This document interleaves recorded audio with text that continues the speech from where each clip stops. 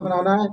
तो ये भाईचारा हमें बना करके बहुजन समाज पार्टी के हाथों को मजबूत करना है, क्योंकि जब जब जब चुनाव आते हैं हमारे ही समाज के कुछ संगठन के लोग हमारे समाज के लोगों के बीच में आते हैं और वो हमारे को गलत गलत बातें बताते हैं ताकि वो हमारा वो भाईचारा न बन पाए और हमारी पार्टी मजबूत ना हो पाए, हमारे नेता मजबूत ना हो पाए।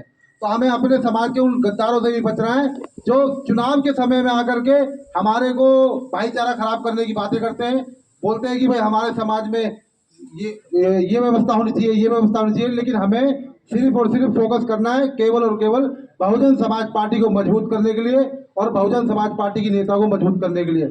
अभी हम दिल्ली जंतर मंतर में देखते हैं बहुत सारे बाबा साहब को लेकर के चल रहे हैं कि भाई हमारे आंदोलन हो रहा है, महलों में हमारे नेता बैठे हुए। वो महलों वाले नेता नहीं, वो दलालों वाले नेता वहाँ जंतर मंतर बैठे हुए। तो हमें बचना है। अपने युवा साथियों से भी मैं यही कहूंगा कि हर कोई बाबा साहब की तस्वीर लेकर के जो निकलता है वो अम्बेडकरवादी नहीं होता। तो हमें सिर्फ बहुजन समाज पार्टी पर भरोसा करना है, अपनी नेता पर भरोसा करना है। और इसी अगली कड़ी में हमारे पूर्व में जिला पंचायत सदस्य मेरठ मंडल प्रभारी आदरणीय सम्मानित मेघानंद जाटव जी, मैं चाहूंगा वो भी अपनी बात रखें। धन्यवाद अमित भाई। सर्वप्रथम करुणा के सागर तथागत गौतम बुद्ध जी को नमन करते हुए करोड़ों करोड़ों दलितों के मसीहा, नारी के मुक्तिदाता, भारतीय संविधान के रचयिता बाबा साहब डॉक्टर भीमराव अंबेडकर जी को नमन करते हुए balm safe DS4 Bahujan Samaj party के संस्थापक मान्यवर साहब कांसीराम जी को नमन करते हुए इस प्रदेश की 4 बार मुख्यमंत्री रही आयरन लेडी बहन कुमारी मायावती जी को अपना आदर्श व नेता मानते हुए आज गाजियाबाद जिले के साहिबाबाद विधानसभा में खोड़ा नगर पालिका के अंतर्गत एक दिवसीय कैडर कैंप में इस कैडर कैंप के मुख्य अतिथि पूर्व में जिला अध्यक्ष रहे, वर्तमान में मेरठ मंडल के मुख्य सेक्टर प्रभारी कुलदीप कुमार ओके जी, उन्हीं के साथ साथ दूसरे मेरठ मंडल के प्रभारी रवि जाटव जी, उन्हीं के साथ साथ मेरठ मंडल के प्रभारी नरेंद्र मोहन जी, राम अवतार जी नगर अध्यक्ष विदेश सिंह पिप्पल जी और मंच पर सम्मानित मंच और सभी सम्मानित यहाँ पर आए हुए सभी को मैं क्रांतिकारी जय भीम करता हूँ। सम्मानित साथियों, आज का ये जो एक दिवसीय कैडर कैंप लगा हुआ है, बहन जी ने आदेश किया था लखनऊ के अंदर कि आप अपनी अपनी विधानसभा में जाइए, चाहे कोई छोटा पदाधिकारी है, चाहे कोई मेरठ मंडल का पदाधिकारी है, आप बूथ पर जाइए, सेक्टर पर जाइए और वहां पर जाकर कैडर कैंप करिए।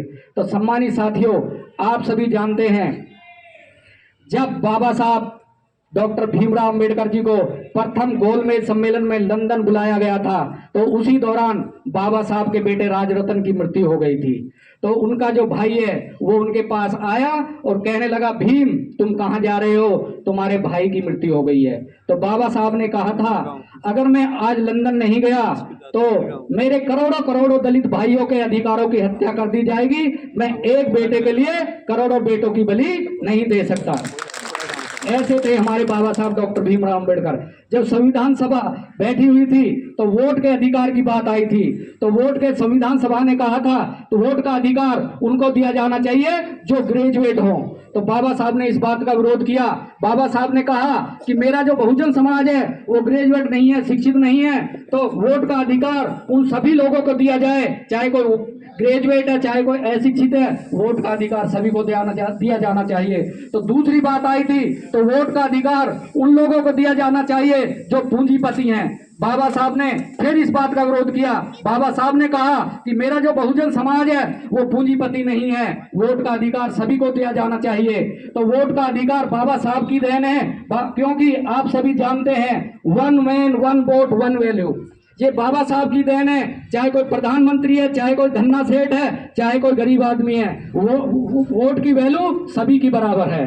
तो सम्मानित साथियों, जब संविधान लागू हो गया और लागू होने के बाद में आरक्षण से एक बहुजन समाज के, जाटव समाज के DM बनकर आए, और जब वो DM बनकर आए आरक्षण से तो बाबा साहब के पास गए तो उन्होंने कहा, बाबा साहब मैं आपके इस मिशन और मूवमेंट में आपकी कुछ सहायता करना चाहता हूं।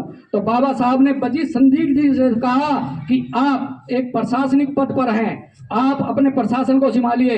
लेकिन उनके विशेष अनुरोध पर बाबा साहब ने कहा, अगर आप इस मिशन और मूवमेंट की कुछ मदद करना चाहते हैं तो आप अपने बहुजन समाज की जो गलियां हैं जो दबे कुचले लोग हैं उनकी गलियों में जाइए और आप अपनी लाल बत्ती की गाड़ी में बैठ कर जाना, तो उनको भी अनुभव होगा कि हमारे जैसा हमारे बीच का भी एक डीएम बन सकता है, तो वो भी जागरूक होंगे और आपकी तरह शिक्षा प्राप्त करेंगे, तो उनको भी बहुत बड़ा महसूस होगा।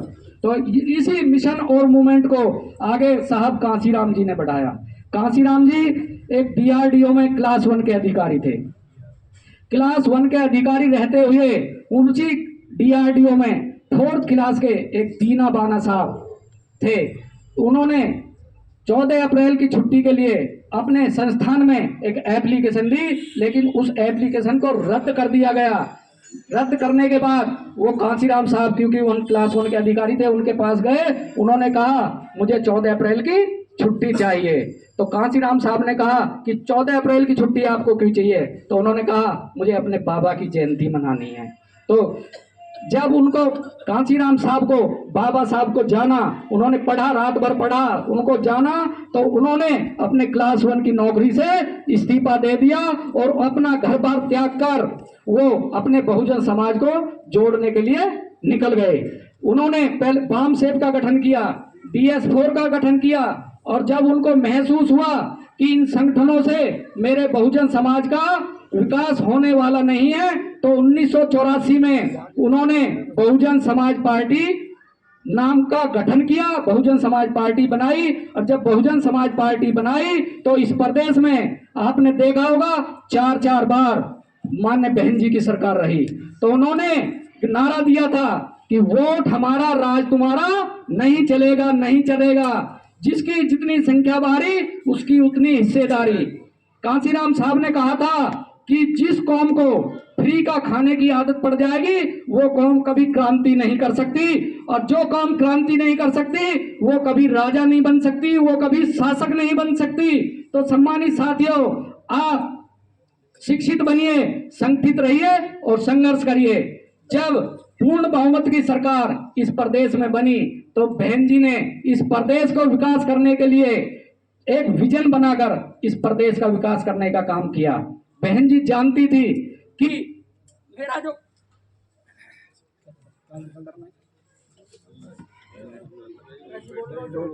मेरा जो समाज है वो शिक्षा के क्षेत्र में बहुत पिछड़ा हुआ है, क्योंकि जब तक मेरा समाज शिक्षित नहीं होगा उसका विकास होने वाला नहीं है। तो बहन जी ने शिक्षा के क्षेत्र में बहुत बड़े बड़े काम किए हैं। बहन जी ने आपके गौतम बुद्ध नगर है, गौतम बुद्ध नगर जिला है, इसके अंदर गौतम बुद्ध यूनिवर्सिटी बनाने का काम किया है। गाजियाबाद जिले में डिग्री कॉलेज बनाने का काम किया है। हर मंडल में SC ST OBC के लिए एक SC जो इंस्टीट्यूट है वो free of coaching IAS PCS बन के जाते हैं, हापुड़ के निजामपुर में बनाने का काम किया है, जहां से इस बार भी 70 PCS अधिकारी चुन के गए हैं, वो आप और हमारे बीच के ही हैं।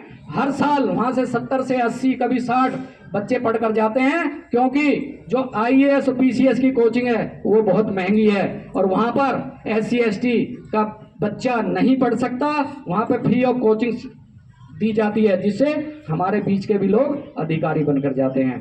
तो सम्मानित साथियों, ये सोच मान बहन जी की हो सकती है। यहाँ पर हमारे असलम मंसूरी जी बैठे हैं, जो मुस्लिम समाज भी बहुत शिक्षा के क्षेत्र में बहुत पिछड़ा हुआ है। बहन जी ने उर्दू फारसी यूनिवर्सिटी गठन करने का काम किया, जो लखनऊ के अंदर उर्दू फारसी यूनिवर्सिटी बनाई है, और 5000 उर्दू फारसी शिक्षक भर्ती करने का काम मान्य बहन जी ने किया था इतने बड़े क्षेत्र में।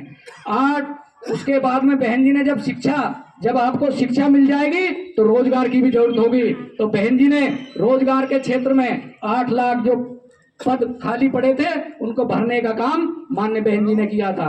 44,000 कांस्टेबल भर्ती करने का काम मान्य बहन जी ने किया था। 88,000 BTC शिक्षक भर्ती करने का काम मान्य बहन जी ने किया था। 1,08,887 जो सफाई कर्मचारी हैं वो भर्ती करने का काम मान्य बहन जी ने किया था। तो ये मान्य बहन जी के काम है। तो सम्मानित साथियों, और मान्य बहन जी ने 2000 सामुदायिक केंद्र, आप सभी जानते हैं जो धन्ना सेठ लोग हैं वो तो अपनी बहन बेटियों की शादी फार्म हाउस में कर लेते हैं, बड़े बड़े टेंट लगाकर कर लेते हैं, लेकिन जो हमारा समाज है, बहुजन समाज है, वो उसके पास इतनी पूंजी नहीं होती कि बैंकेट हॉल कर ले। नहीं, माननीय बहन जी ने 2000 सामुदायिक केंद्र बनाने का काम माननीय बहन जी ने किया था अपने शासनकाल में। आप सभी जानते हैं जो हमारी दलित बस्तियां हैं, गरीब लोग जहां रहते हैं, माननीय बहन जी के शासन से पहले जो उनकी गलियां थी वो कीचड़ से भरी रहती थी। माननीय बहन जी ने उन गलियों में अंबेडकर ग्राम योजना लाई गई और एक एक गली को सीसी रोड बनाने का काम माननीय बहन जी ने किया। सम्मानित साथियों, आप सभी चाहते हैं कि ऐसी सरकार दोबारा आए, बहन जी के हाथ मजबूत हो, आप सभी चाहते हैं तो आप अभी से जुट जाइए। 2024 का चुनाव आ रहा है, आपके नजदीक 2024 का चुनाव है। आप अपने बूथ को मजबूत कर लो, आप अपने सेक्टर को मजबूत कर लो, आप अपने विधानसभा को मजबूत कर लो, तो आने वाले 2024 में जब आपका सांसद जीत कर जाएगा तो बहन जी को 2024 में प्रधानमंत्री बनने से कोई रोकने वाला नहीं है। तो सम्मानित साथियों, मुख्य अतिथि जी को बोलना है, मैं अपनी बात को यहीं विराम देता हूँ। जय हिंद, जय भारत, नमो बुद्धाय।